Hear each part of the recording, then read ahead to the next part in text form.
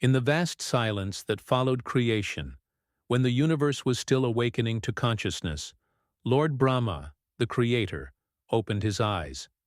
From that divine gaze emerged an immense sphere of radiant energy. Surya, the sun god. His brilliance spread across the cosmos, bringing warmth, motion, and life to the inert worlds floating in the void. The deities bowed before him, for without light, even the gods would remain unseen. Lord Surya was the embodiment of truth, vitality, and eternal dharma. He illuminated the path of both gods and mortals, symbolizing the light of knowledge that drives away ignorance. But even his divine power required balance, for too much radiance could scorch creation itself. To sustain that balance, Lord Brahma ordained that Surya should enter into worldly union and create a lineage that would anchor his energy into time and space. Thus, Surya was married to Sanjna, the daughter of Vishwakarma, the celestial craftsman who built the palaces of the gods and shaped the divine weapons of heaven. Sanjna was gentle and beautiful, glowing like the early dawn that heralds the sun's rise. But her mortal essence struggled to bear the intensity of her husband's divine blaze. As days turned into aeons, Sanjna's strength waned. Her body trembled, and her sight dimmed before his fiery presence. Though her heart overflowed with love and devotion, her being could not endure his celestial heat. In her despair, Sanjna turned to her father, Vishwakarma, and confessed her suffering. The master artisan, wise and compassionate, promised to find a way to help. But before he could intervene, Sanjna, overcome with exhaustion, created a shadow replica of herself, a being identical in form and voice. This duplicate was named Chhaya, the embodiment of her shadow and patience. Sanjna instructed Chhaya to live with Lord Surya as his consort and serve him faithfully, but never to reveal the truth unless absolutely necessary. Having done so, Sanjna transformed herself into a mare and left for the distant northern mountains, where she began intense penance to purify herself and gain strength to endure Surya's light. Lord Surya, unaware of the substitution, continued his celestial duties with Chhaya by his side. She performed her role with great dedication and devotion, tending to him with care. In time, she bore him children. From her womb were born Shani, who would one day become the lord of karma and discipline, and Tapti, the goddess of the sacred river Tapti. Before Chhaya, Sanjna herself had given birth to two sons, Vaivasvata Manu, destined to be the progenitor of mankind, and Yama, who would later become the ruler of Dharma and the judge of souls. She also had a daughter, Yami, who was pure and radiant like the morning rays. But as the cycles of time passed, Lord Surya began to sense a change.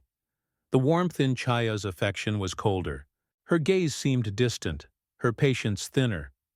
When young Yama, in his innocence, disobeyed her once, she cursed him in anger, something Sanjna would never have done. This act pierced Surya's divine insight. The truth shone before him. The woman before him was not his true wife. Furious yet filled with sorrow, Lord Surya confronted Chhaya. Trembling before his radiance, she confessed everything, how she was merely a shadow created by Sanjna, and that the true consort of the sun had fled to the earth in disguise. Surya's anger turned to heartbreak. Understanding that Sanjna had not abandoned him out of pride, but out of mortal limitation, he resolved to find her. Mounting his celestial chariot, driven by 7 blazing horses that symbolized the 7 days of time, Lord Surya crossed the realms of air, water, and fire, searching for his beloved. He finally found her in the distant north, performing penance in the form of a mare amid icy winds and golden peaks. Seeing her so devoted, Surya's heart softened. He transformed himself into a magnificent stallion and approached her.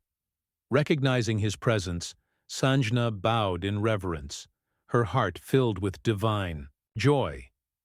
Their reunion was both spiritual and cosmic, a merging of light and devotion. From their union in that form were born Revanta, the celestial horseman, and the Ashvini Kumars, the twin gods of medicine and rejuvenation. Meanwhile, Sanjna's father, Vishwakarma, moved by her plight, decided to act. He approached Lord Surya and requested that his light be softened, not to diminish his glory, but to make his brilliance sustainable for the worlds he illuminated. With Surya's consent, Vishwakarma carefully chiseled away a portion of his radiant energy. And from that divine material, he forged some of the greatest weapons known to the gods: Lord Vishnu's Sudarshana Chakra, Lord Shiva's Trishul, and Karna's Kavacha and Kundala. Thus balanced and gentle, Lord Surya returned to his celestial abode with Sanjna. From their union, light and shadow, patience and fire, were born divine children who would later become the Navagrahas, the 9 celestial forces that govern destiny and karma. Yama, the god of death, would uphold justice and guide souls beyond mortality. Shani, the lord of karma, would teach discipline and humility through trials. Tapti, the river goddess, would bring life to the earth. Manu, born of Sanjna, would become the ancestor of humanity. Ashvini Kumars would heal gods and men alike. Revanta would guard warriors and kings on the battlefield. In time, to maintain the cosmic rhythm, the divine council of gods placed other celestial beings in orbit around Surya: Chandra, Moon; Mangala, Mars; Buddha, Mercury; Brihaspati, Jupiter; Shukra, Venus; Shani, Saturn; and the shadow planets Rahu and Ketu, forming the sacred circle of the Navagrahas. Each planet was imbued with unique energies, influencing human life, emotions, and destiny. Surya, the eternal witness of truth, stood at the center of this grand cosmic wheel, the chakra of time, Kala Chakra. His movement marked the passing of days, months, and years, while his children and celestial kin revolved around him, weaving the fabric of fate. In ancient texts, the rishis declared that this story was not merely cosmic symbolism, but a reflection of spiritual truth. The sun represented the Atman, the inner soul, and the planets symbolized the various forces and emotions that revolve around consciousness. When one worships Surya or the Navagrahas, one seeks balance within the self, aligning inner light with the rhythm of the universe. From that day, devotees began to perform Surya Namaskar, bowing to the morning sun as the source of health, wisdom, and enlightenment. They prayed to the Navagrahas, not to escape fate, but to harmonize with the divine order set by the radiant Lord Surya.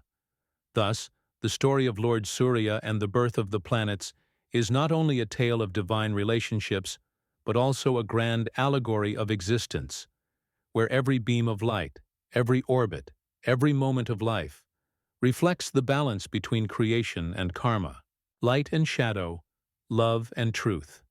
If you enjoyed this story, don't forget to like, share, and subscribe to Mythology Medley. Click the bell icon for more such amazing mythological content.